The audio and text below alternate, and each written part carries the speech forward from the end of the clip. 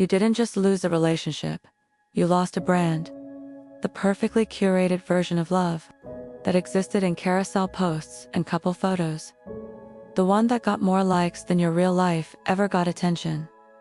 I'm going to tell you something that's going to shatter the illusion and finally show you what you were really mourning. Ready? You weren't in love with them. You were in love with the story you got to tell about them. And here's what you don't know yet. You were 12 years old the first time. You learned that how things look matters more than how they feel. And you've been performing your life ever since. Stay with me because what I'm about to show you will rewrite everything you thought you knew about why the ending hurt so much. It wasn't the fights that destroyed you.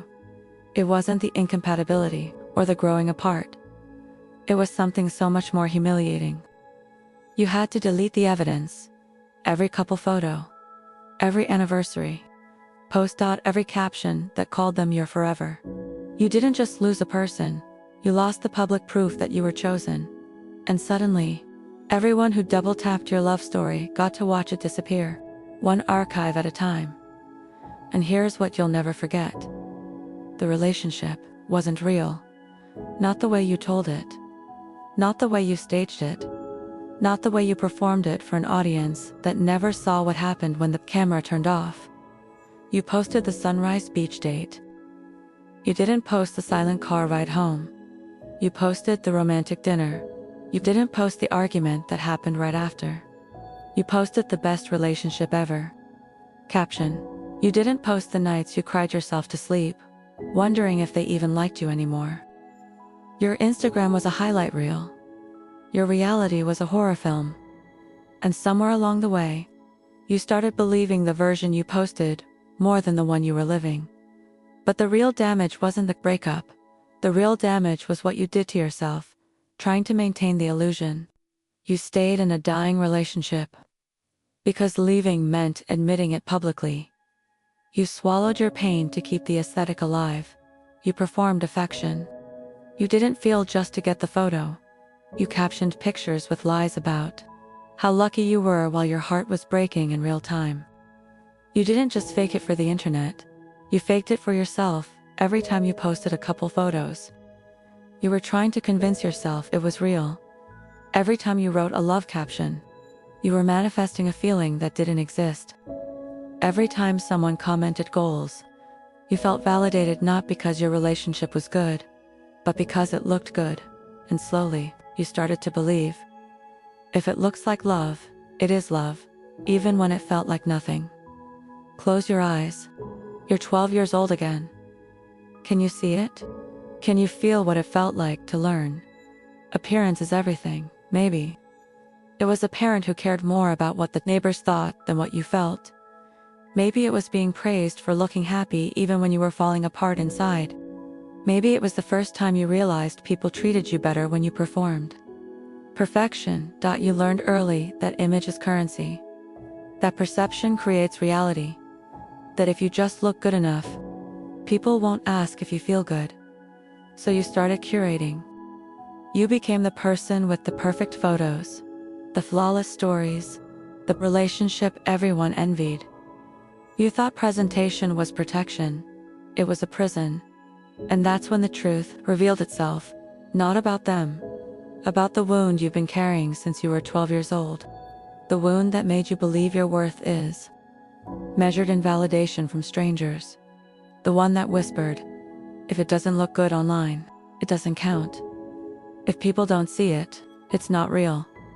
Maybe if I just post us looking happy, we'll actually become happy. You didn't create that wound. They just gave you the perfect partner to perform it with. So here's the truth. You've been avoiding the one that's going to hurt more than anything I've said so far.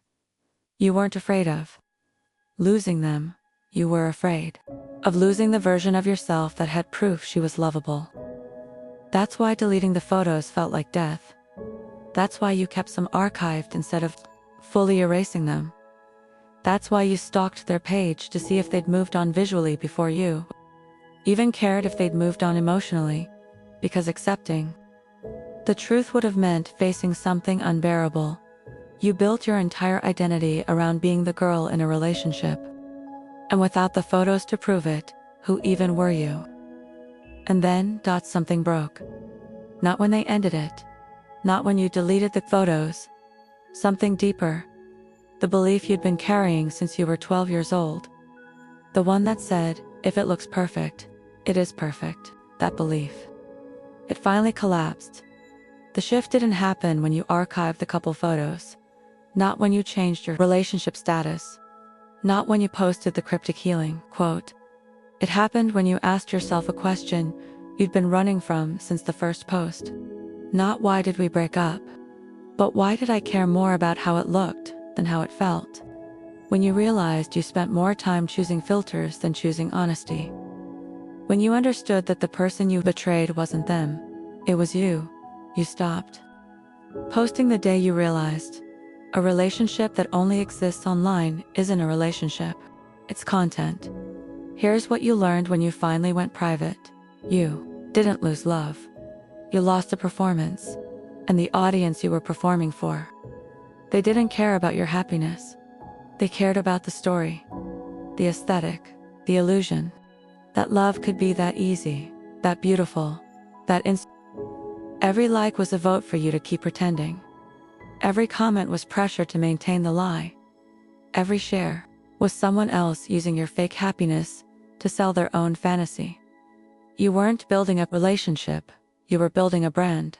And the moment it didn't serve the algorithm anymore, you deleted it. Just like they deleted you. You don't miss them anymore. Not really, because the anger dissolved. The moment you realized you didn't love who they were, you loved who they made you look like you were. Here's what nobody tells you about Instagram love. The relationship was never for you. It was for everyone else. For the girl from high school who you wanted to prove you were doing better than. For your family who worried you'd end up alone. For strangers who gave you dopamine hits every time. You posted proof you were chosen. You weren't in a relationship. You were in a marketing campaign. And the product you were selling? A version of yourself that didn't even exist. You're rebuilding now, not your feed, your life. Someone who knows, love is not a photo op, connection is not content. And you will never again mistake visibility for intimacy. You are unlearning the need to document everything. You are releasing the belief that love only counts if other people see it. You are refusing to perform affection for an audience. You are learning that the best moments are the ones you don't post. And if someone only loves you when there's a camera, you walk. Not because you're bitter, not because you hate social media, because you finally know the difference between being seen and being known, because you finally understand a relationship that lives online dies the moment you log off. Real love doesn't need an audience, so here's the final truth, the one you'll carry forward. You didn't lose a relationship. You lost a highlight reel. And mourning the end of something that was only real in photos isn't grief. It's withdrawal from validation. The relationship you're building now. It won't look like much online. It won't get the likes. It won't trend. But it will feel real when no one's watching. And now you know you don't need someone who looks good next to you in pictures. You need someone who feels good next to you in silence. If this landed in your chest like it was written for you, drop a blue heart in the comments. And if you're still posting a relationship that's dying just to keep up appearances, I need you to hear this one more time. You didn't lose a relationship. You lost a highlight reel. Stop performing love for people who will forget your post in 30 seconds. You don't need someone who looks good next to you in pictures. You need someone who feels good next to you in silence. I'll see you in the next one.